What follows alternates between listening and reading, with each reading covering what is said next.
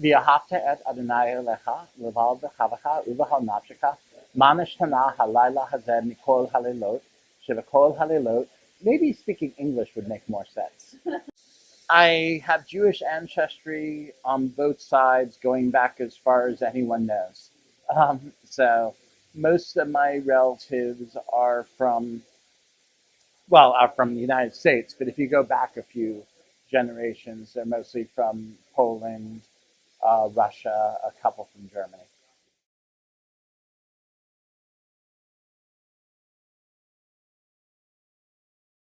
When I started, I didn't know what I was doing. I had a lot of great, deep, epic comic books behind me, none of which I finished. And I really wanted to do something I could finish. And I wanted to be fun and adventurous. Um, and a lot of my favorite comics are ones where the cartoonists are drawing on their own backgrounds to inspire the comic. My friend Jennifer Lee, who's a brilliant cartoonist, had told me that a website called girlamag.com was looking for comics that would appeal to little girls. Um, and so all these things got mixed up in my mind. And what came out was an 11-year-old Orthodox Jewish girl who wants to fight monsters. You know, most of the characters are inspired by me one way or another. The entire first book, in a way, is autobiographical, which I know sounds ridiculous because I am not an 11-year-old Orthodox Jewish girl, as you may have noticed. The entire theme of a someone with this completely ridiculous and unachievable ambition that they want to do with their life that is totally unlike what the grown-ups around them would ever have picked for them, is something I can relate to so well because the cartooning idea is ridiculous. Each of the three books has a Shabbos sequence, and each one is different. Um, the first book sequence is what we talked about. I love, Rachel ripping up ripping the toilet paper, and boy, there's a lot I like about that sequence. I like the panel of them singing. Um, Mainly, though, I like the place it holds in the plot. I mean, where we have this plot running along with I'm on my quest for my sword, and there's witches and trolls, and oh wait, it's Friday, we have to stop everything and clean up. I really desperately didn't want Hereville to be educational, and I didn't want it to seem like, okay, children, we're here to teach you about Judaism. What I wanted was for it all to flow from the central character, and for it's just this is just Mirka, this is her life, and she believes in this like breathing, and it's not something that we have to talk about or pound it into the reader's heads. It's just something we see because we're observing Mirka's life.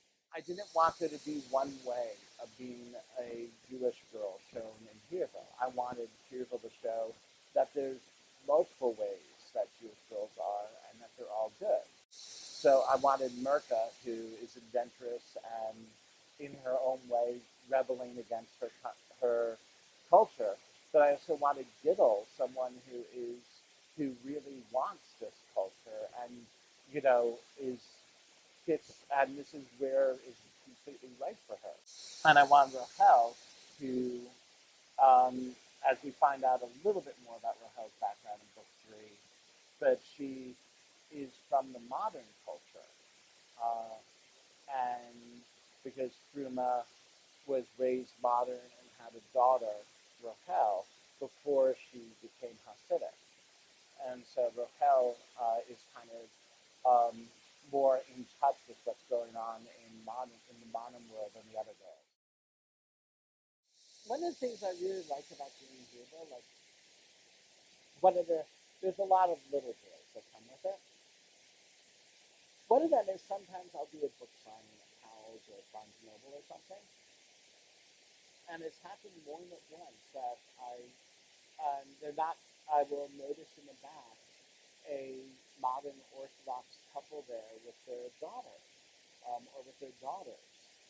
And, they'll buy a copy and come up to get me sign it.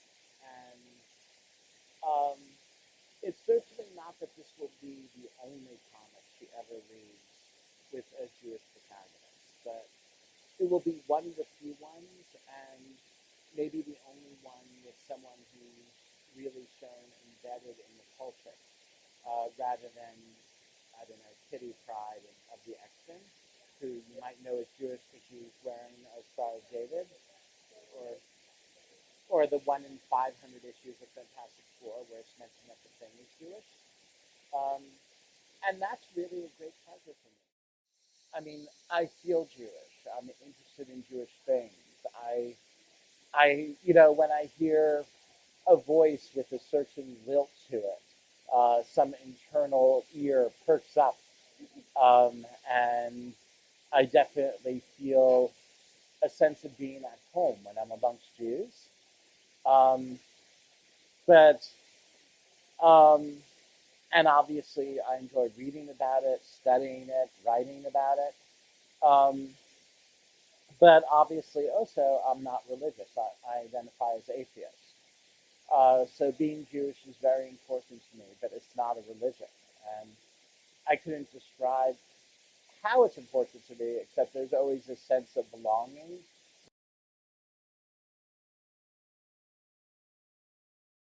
So at that point, I had to think how to expand the story. And they were like, maybe they suggested Mirka could fight a dragon. And I said no. Well, at first, the familiar was a cat. So that's traditional, which has a cat. And then, as often happens, the second thought after the first thought is, hey, the first thought was a horrible cliche. And then I went through so many possibilities. As soon as I thought of the pig, well, of course it had to be a pig. A pig was perfect and represented so many story possibilities, especially since in my research, I was realizing that Hasidic kids, especially ones raised in a really isolated community like this, as opposed to the much more um, the much more urbane ones who are raised in Brooklyn,